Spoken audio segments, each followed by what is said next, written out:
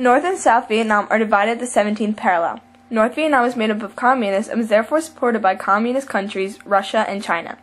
South Vietnam is below the 17th parallel and is non-communist. U.S., France, and other allies support this part of Vietnam. To understand the Vietnam War, one must acknowledge what America's goal was. Containment, by definition, is the action of keeping something harmful under control or within limits. America had a policy of containment by which they would use all power to stop the spread of communism. America feared that if the South Vietnam had fallen to communism, it would spread to other countries. After French had failed to take over Vietnam as a colony and Vietnam was split, America was to have elections for South Vietnam. America needed someone strong that would understand the American policy. America decided to support Ngo Dinh Diem, who lived in New Jersey before taking over and was viewed as a puppet government. Diem's actions became unpopular. He declared South Vietnam as a separate country and had canceled the elections in 1956, which was supposed to unite Vietnam. This caused the war between North and South to start. An opposition group called the Viet Cong rebelled against him. Diem imprisoned them in concentration camps without any trials. Diem favored the wealthy Catholics of Vietnam, even though over 3/4 of the population was Buddhist. He was becoming more repressive and not allowing people their freedom. Diem was overthrown by Vietnamese generals. The United States took no part. President Kennedy proposed that he was going to reduce the commitment in Vietnam by withdrawing troops after the election, because if done before, there would be a big chance of a loss for him. Upon enlisting, what was my opinion of the war? I had no idea what the Vietnam War was really, what it really meant until I got out to Fort Lewis, Washington, and the hospital and met the real soldiers, healthy and wounded afterwards. It meant it was a war. We lost 50,000 Americans, all young men and women, with, I can't give you the exact figure, with several 100,000 wounded. And in the end, it's the first war we ever lost. To Americans, it was not clear what was going on. Most Americans took a pledge for peace and wanted their loved ones home. John F. Kennedy's successor was Lyndon Johnson. Shortly after, a North Vietnamese patrol boat fires on the USS Maddox, and then Maddox fires back. Johnson wanted force, but not a declaration of war. Johnson's powers escalated the war, and as the United States tried to help him more, Johnson actually hurt South Vietnam in events like the Operation Rolling Thunder. The draft was known officially as the Selective Service Act and focused on men aged 18 to 26. The poor was mostly drafted. America was incredibly affected. It was split into Hawks and Doves. Hawks believed in more military power to win war, and Doves believed we should withdraw. Soon, Doves were the majority. Richard Nixon was elected, promising law and order. He slowly pulled out troops. Later was the fall of Saigon. North Vietnamese captured it, which caused South Vietnam to surrender to the North. Volunteer to be in the war, or was it a choice? I enlisted, yes, I did. What are some of the injuries you saw in the war? Injuries? Injuries. Oh my God. Bullet wounds? Yes. Punji stick wounds? They're sharpened bamboo sticks that the poor troops would step on in the jungles.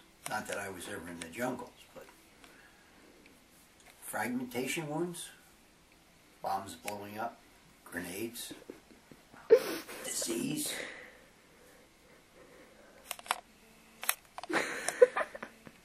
How long were you a doctor in the war? I was in the service for 4 years, 1964 to 68.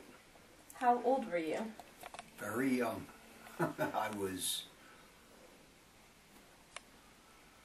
I'd say I was 27 or 28 when I... Can you recall your first days in service? My first days? Mm-hmm. Like it was yesterday. I was at an Army hospital in Seattle, Washington. Madigan Army General Hospital. How long were you away from your loved ones? It was the first time I was ever away from home. I was married, and Catherine's Aunt Kathy was born about 4 months after I went away. And I saw her for the first time around Thanksgiving in 1968. Or 1965, yeah. What was training like? To be a doctor? Yeah. It was like going to school, like you kids do every day.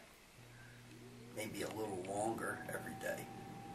Now, why don't you ask me what was training like in the military? What was training like in the military? Well, they really don't train doctors to be soldiers, real soldiers, with guns and things like that. So, you spend about 6 weeks learning military courtesies and how to put on your uniform and things like that, how to salute. And then you just go about your business as a doctor. What was one of the most memorable experiences from when being in the war? I was stateside at an Army hospital. The most memorable things, Yeah. other than the officers' club, coming home. What's the officers' club? The officers' club is a tavern that's on military bases where officers can go and relax with a small drink after work. Small. Do you remember how many patients you would, on average, treat a day? A day? As many as they got in line outside the office that I occupied. Some days it was 10, some days it was 20, some days it was 3 or 4. Other than going to the tavern, what did you do? What else did you do for fun? I always loved to fish and hunt, and I was in the great state of Washington, which is a hunter and a fisherman's paradise, and played basketball on the hospital's basketball team, and I was a husband and a father, you know, so I did go home at night. Have any other tokens or like I have ribbons the that green. you'd like to show us? I have the green weenie. You're supposed to ask me what the green weenie What is the green weenie? It's called the Army Commendation Medal. And how do you earn it? By doing a good job when you're in the service. And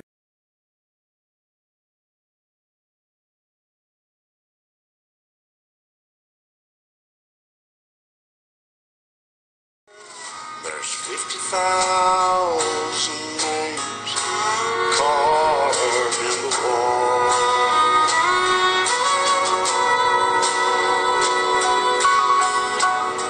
There's cigarettes and there's cans of beer,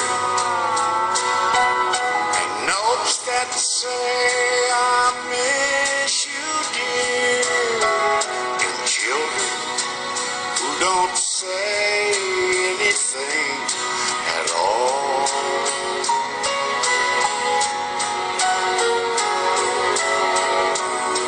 There's purple hearts and packs of gold, fatherless daughters and fatherless sons, and there's 50,000 names carved in the wall.